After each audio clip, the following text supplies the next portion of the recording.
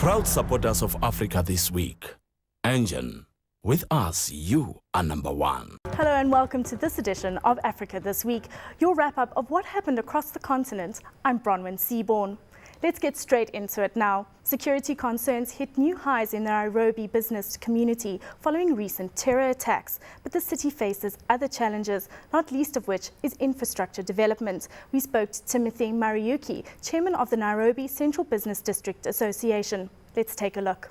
It is not an ease that is uncalled for, but as you know, with the recent war in Somalia and Kenya being deeply involved, obviously Al-Shabaab have taken a new turn, and for us in business, we see this as an obvious threat to what we would term as both the internal city and the external of the city, and also, in fact, should be the entire country. Timothy, how do you quantify the risks? Because some would say, you know, obviously terror attacks means physical damage to the physical infrastructure. Others are saying it's not quite that, but it does raise questions in the investor's mind as to whether or not this is a safe destination in the first place. Well, thank you. I'll just give you some little quantitative analysis that we have done as an association in the last 2 days. In the businesses that are in the Central Business District, you'll find very reduced patronage. If you go to the malls outside the city, you'll also find reduced traffic. That means that there is reduced business, and there's also what you'd call that perception of the fact that people do not want to visit those areas that look crowded. We're quantifying it to be about Kenya shillings 100 million per day. And well, for us, we look at that as a general monetary loss, but also we are looking at the jobs lost because a lot of these outlets hire casual labor, and we are actually concerned about the situation as it is. However, we would like to take control of the situation, and we ourselves, and when I say we ourselves, it is we as businesses, try and improve the situation, our security situation, by training our people both internally and also including our own workers. Obviously, you talk about business suffering physical loss by way of damage to their buildings and their goods, and possibly even labor, as labor just kind of withdraws from the city. What other repercussions are there? Because there is a sense that the costs of doing business rise, because now you've got to find additional insurance, some sort of a political risk type insurance on the work that you do day to day as any company in Kenya. We do not want to make the situation look very grave as it is, but I will tell you this. Obviously, the cost of doing business will increase because you have got to increase your security. Companies are being compelled to buy or to procure new equipment, modern technology to surveil their businesses so that the perception of risk is lower. I believe that although the insurance cost should rise, we should be able to mitigate this because businesses should be seen to be prepared for any eventuality. And that is where we are saying that we should be able to make everyone look out for each other. Now, let me talk about physical damage. There hasn't been exactly what we would call heavy physical damage. It would not cause the situation as grave as maybe it would be perceived. But I want to say that we as businesses are looking at the losses that we're incurring because of reduced business. When we look at the perception of the situation, we would like to improve that perception and make the situation return to normal. Economic transformation across the South African economy remains a contentious issue because of varying degrees of implementation and a perceived lack of commitment to drive transformation in some quarters. Sue Bryant, CEO of Managing Transformation Solutions, shared her how-tos on transformation beyond the political debate. I don't think transformation is anything new, and the challenge with respect to transformation is nothing new to South Africa nor to the mining industry.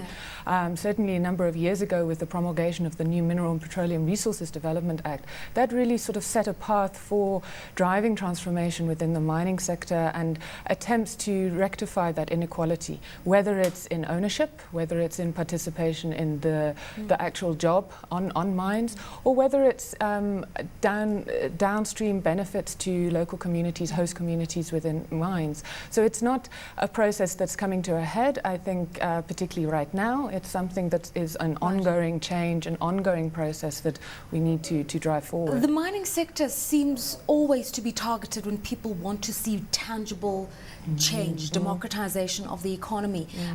Is it because we believe minerals are our birthrights? What is the reason? Because increasingly the mining sector is accounting less and less for GDP. We're starting to see drivers of growth being things like manufacturing and also financial services. So what are we fighting for essentially here? Yes, I think definitely again, due to the MPRDA, expectations were raised in ownership. So I think those are certainly some of the driving forces within the sector. But I think there's also the expectation of employment. It's a complex issue. It's not something that is going to take place overnight. And I think the reality of what the industry can do and to deliver for the South African economy needs to be obviously considered and set into context of exactly what the individual businesses and what the sector in conjunction, in collaboration, can achieve. It's quite a challenge. Yeah, I mean, continuing on this track of why the mining sector, obviously we look at revenues that are generated by high commodity prices and we assume, you know what, if the price of gold is nearing $2,000, surely it must be a money spinner. But when you look at conditions on the ground, it's not a money spinner. Why that kind of discord? And that is definitely what I think leads to the unsettlement within the communities and why mining industry as a whole is being targeted. As per your last remark, your previous remark, you see the large amounts of revenue generated, and the expectation is, as I said, amongst the communities and amongst society that they can benefit from that.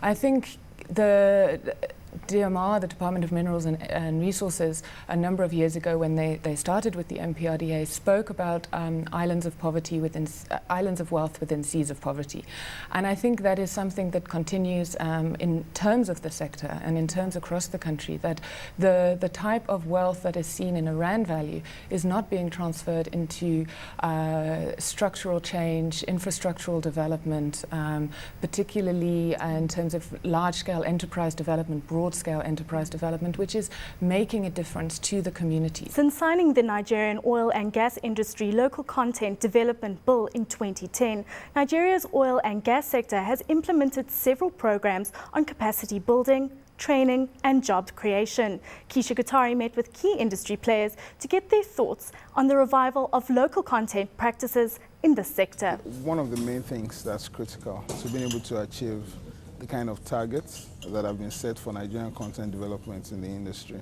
is going to be financing. When you talk to most of the contractors, the main issue that keeps coming up in terms of being able to scale up capacity to the levels required by the international oil companies and the industry is usually finance. The Act provides for a Nigerian Content Development Fund to be funded by some statutory deductions from contracts awarded in the industry. Now, the way it's been envisaged by the board is to have a system that's long-term, that's sustainable, that's not going to be exhausted in the first few days or months or years. So we've thought of designing a structure that's all-encompassing, that has multiple windows, that will be able to leverage on itself to raise multiples of funds that come in from statutory deductions. So you'd have a Nigerian Content Development Fund that's going to be transparent, that's going to be managed with decent level of professional independence, a lot of accountability reports will be put out there. You're going to have multiple modes of intervention. So for instance, one of the critical first legs of it is a partial guarantee system where the board would use that fund to provide a guarantee to cover for a contractor, a Nigerian content operator that wants to take credit from a financial institution. So basically what that would achieve, we've gone on to discuss with the banking systems that will reduce the rates of borrowing to the contractor, That would also make it possible for them to have more flexible terms in terms of length of the credit.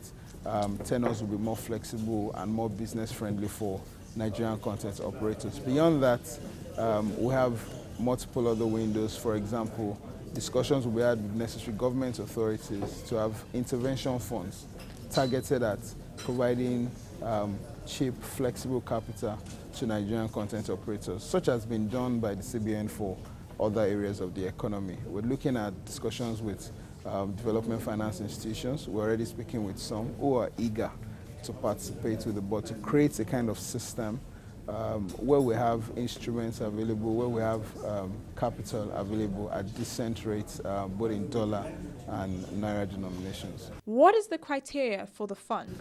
In terms of accessing the fund, the structure isn't for an operator to write an application to the board.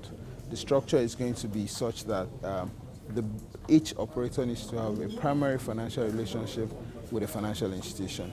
However, having done that application to its financial institution, there would be a parallel process requesting for the backup guarantee from the board. The fund managers and the board would administer that process.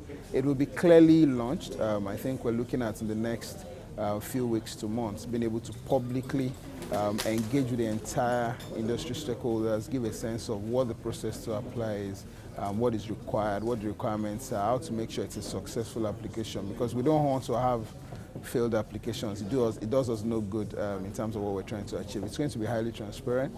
There's going to be a public launch of exactly the procedures for it. And exactly we're going to start with a pilot in actually a few weeks to be able to work out and test that system and ensure that there's no issues with it. And then the rest will be absolutely open, competitive and transparent. You estimated that the industry will spend about 500 million on training. What is the expected achievement of that? Is it a little much? No, I think just to give context to the figure, what the figures we presented are estimates of what the industry is going to spend on different areas of different kinds of services. So for example, we've estimated that the industry is going to spend up to $500 million on training. If you look at the size of the oil and gas industry, the upstream, and the technicality of the law of the operations, obviously that sounds about right in terms of the amount of money that will be spent on training. So I think what is important, and which is what the Act has already done, is to say such types of training up to a certain percentage of the spend in the industry must be for oil and for Nigerian content operators. So what needs to happen is for the Nigerian content operator, training companies, professional services firms to be able to raise their quality, their service delivery, and meet the demands directly. And I think the board is monitoring compliance to that plan by the IOCs and by the next level of. After the break, more stories making headlines this week.